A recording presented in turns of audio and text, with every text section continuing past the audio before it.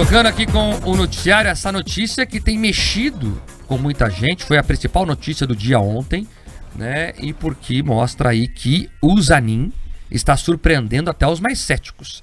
Indicado por Lula, ele arquivou o processo contra Jair Bolsonaro por suposta omissão na compra de vacinas durante a pandemia de Covid-19. Na decisão publicada ontem, o magistrado alegou que a ação apresentada pelo partido Rede Sustentabilidade perdeu o objeto, porque as vacinas já foram aplicadas na população. Em seu despacho, Zanin citou que o quadro fático sanitário atual se encontra estabilizado, sendo desnecessária a continuidade da tramitação da ação.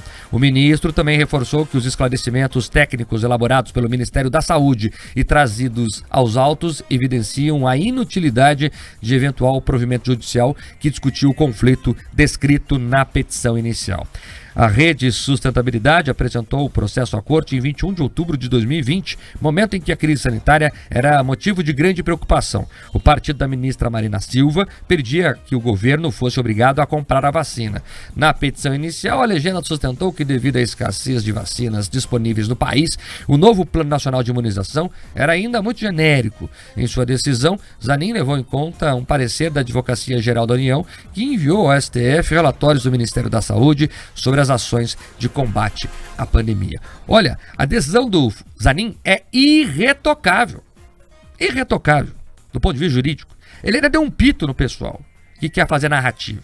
Ele falou o seguinte: escuta, tá todo mundo vacinado já, largue mão de conversa. É isso. Ele colocou lá de forma jurídica. Eu tô contando aqui o que ele fez no português claro. Largue mão de conversa, tá todo mundo vacinado. E mais do que isso, o que foi trazido aos autos comprovam que o plano foi sim eficiente. E ele fez, vejam só vocês, o que o magistrado tem que fazer. A rede apresentou o pedido, aliás, essa rede só serve para isso, para fazer esses pedidos aí. O partido tem quantos parlamentares lá, Pedro? 2, 3 parlamentares no Congresso todo. Não chega a 5. Mas são os reis da judicialização. Perdem no voto e daí vão ganhar no tapetão. Mas tá bom, a rede apresentou o pedido? Tá bom, vamos analisar aqui. A outra parte, traz aqui seus argumentos. Tá aqui, ó. O que o magistrado faz? Avalia. Olha, aqui a defesa, nesse caso era o governo federal, que tinha que ter sido feito, né, a AGU, disse que tá tudo certo, trouxe aqui dados. Essa ação não tem que prosperar. Todo magistrado tem que fazer isso. Ouvir os lados, aplicar a lei. Foi o que o Zanin fez. Mas em tempos tão estranhos, né, o magistrado, né, aplicar a pura e simples lei é motivo de comemoração. E o Zanin está surpreendendo mais uma vez, mostrou imparcialidade, Pedroso, em mais uma decisão. Quem escuta o Jornal da Manhã não se surpreendeu. Tem muita gente que às vezes sintoniza nesse rádio jornal e escuta algumas coisas e fala: meu Deus, o Mark é louco, o Pedroso, ele tá fora da realidade, vocês estão se deixando enganar por narrativas. Mas a gente traz aqui apurações, análises que antecipam alguns movimentos. A gente fez isso em relação à questão do GSI, avisando que ministros e altos funcionários teriam sido avisados. Nós fizemos em vários momentos do judiciário e nesse caso, quanto a posicionamento do Zanin em questões diferentes daquelas penais que envolvam ali o alto clero do PT, a gente avisou que talvez ele teria uma posição muito distinta do que o partido ou a esquerda identitária esperaria. E é isso que está acontecendo. Ele votou nesse caso, como o Mark disse, tecnicamente. Na questão do porte ali de drogas, de maconha, ele votou também tecnicamente. De novo, ele vem trazendo e fazendo o básico. Só que tudo isso contraria a expectativa desses movimentos sociais, Mark, porque eles entendem que o Supremo Tribunal Federal é um espaço de luta político-ideológica. Não é! Não é. O Supremo, ele é guardião da Constituição. Eles têm o dever de interpretar a Constituição conforme o espírito do legislador. Eles têm que entender ali se tem algum tipo de omissão, se tem alguma margem de interpretação e seguir aquele caminho. Eles não devem levar determinada visão de mundo ou, como alguns ministros ali se colocam, como responsáveis por um avanço civilizatório do país. Não é para nada disso. Então, o Zanin, por enquanto, tem se mantido dentro do que se espera, tem tido uma atuação muito absolutamente correta, mas o PT já não está gostando. Eles lançaram agora, dia 30, uma resolução dando cutucadas, dando recados, Mark, esperando que ele se posicionasse ali de um jeito ou de outro. Se sentem no direito de cobrar, como se fosse uma indicação política qualquer.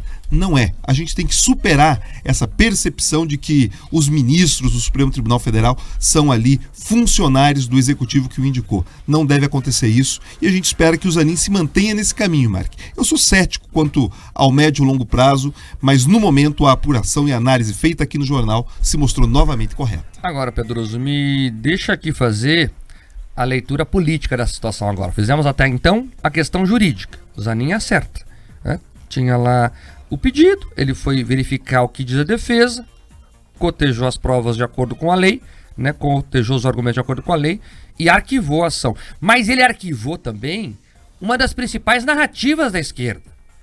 Ora, se o processo foi arquivado porque as vacinas foram compradas, cadê o genocida? Mas eu tô curioso para saber como é que tá a cabeça daquele militonto de esquerda, aquele, sabe, da bandeira. Mas se arquivou o processo pelo Zanin, que é um homem que defendeu Lula. Então acho que o Zanin para a esquerda, né, é uma espécie de herói.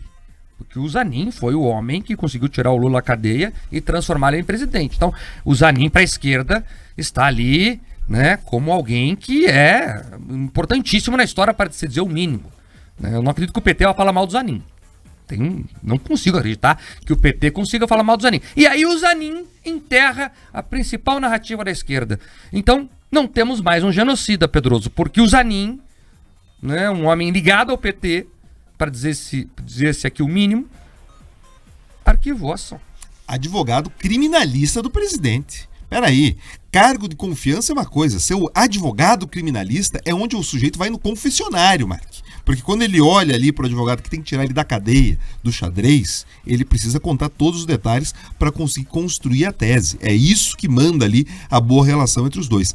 E quando o Zanin faz isso, ele desmonta essa narrativa, talvez esse seja um motivo de chilique. Você traz ali, provavelmente de maneira irônica, que o PT não consegue criticar o Zanin, mas pelo contrário, eles têm dado ataque atrás de ataque. Tem usado, inclusive, essa posição do Zanin para dizer, olha, Lula, agora você precisa colocar alguém dos quadros reais do partido.